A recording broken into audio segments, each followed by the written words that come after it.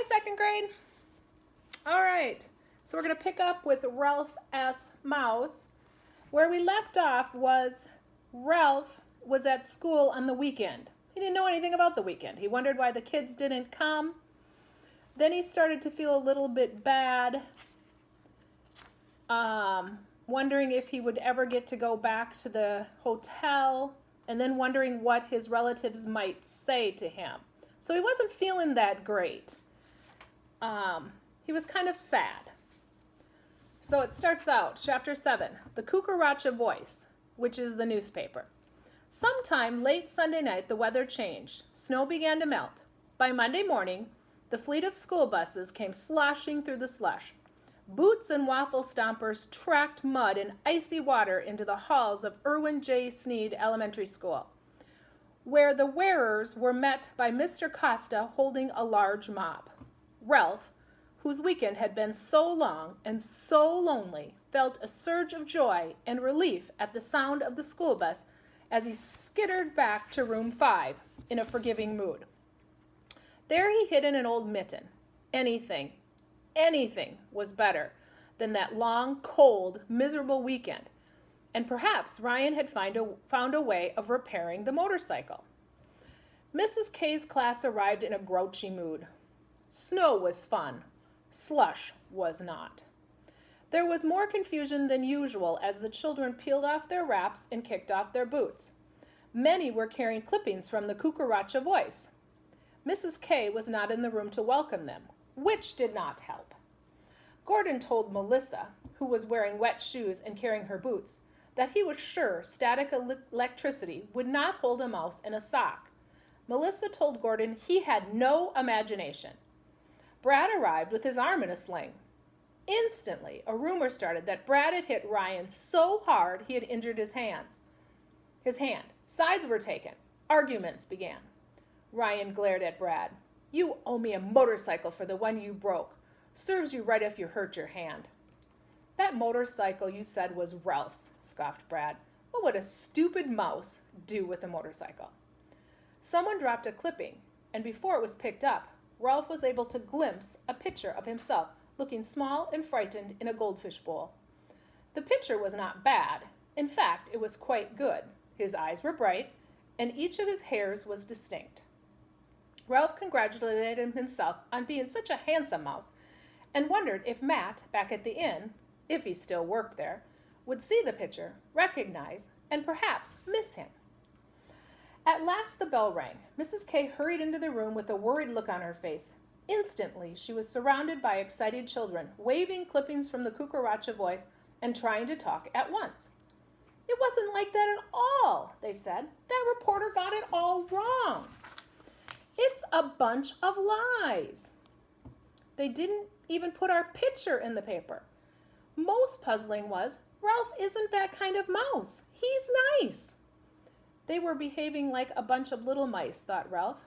At the same time, he wondered uneasily what the paper had said about him. That he wasn't nice? Impossible.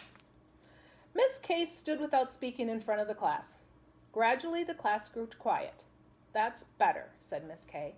Amazing, thought Ralph. The teacher had silenced the class without using a single bad word. He was even more ashamed of the way he had treated his little relatives.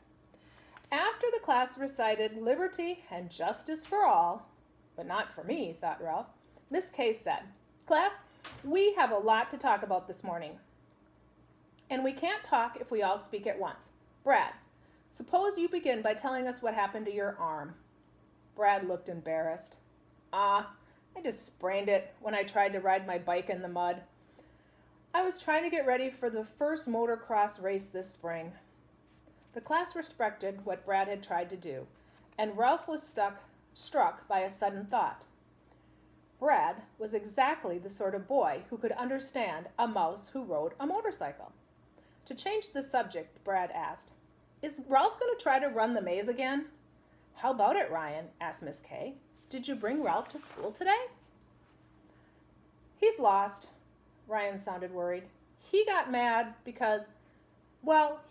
Friday afternoon and disappeared." "I'm not lost," Ralph said to himself. "I know where I am. Right here in this mitten." A sigh of disappointment ran through room 5.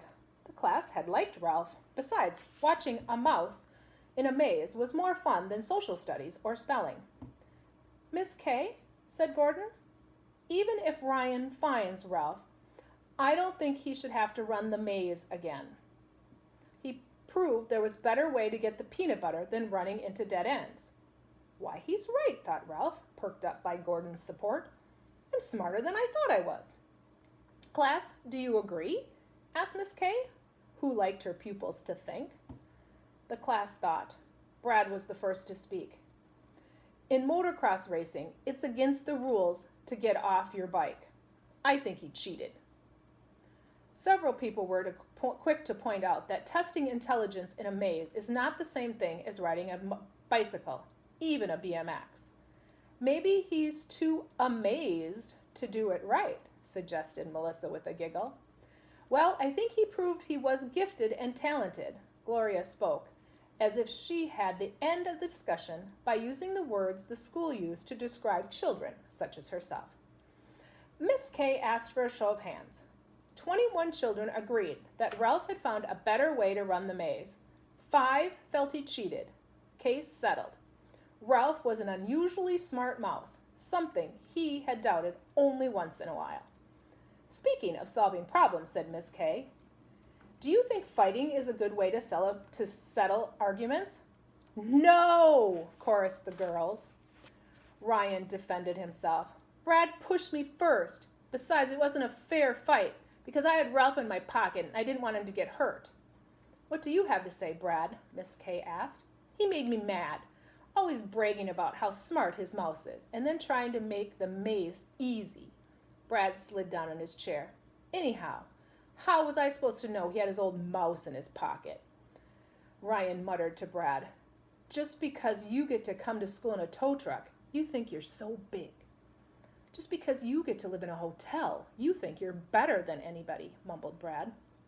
These remarks were lost to the class because the girls, bored with the scuffled discussion, were waving their clippings from the Cucaracha Voice. Miss Kay, said Gloria, I think the reporter was unfair. What she said about us was all wrong. All right, we're going to stop there. Next time we'll find out what the reporter said that was wrong. Have a great day.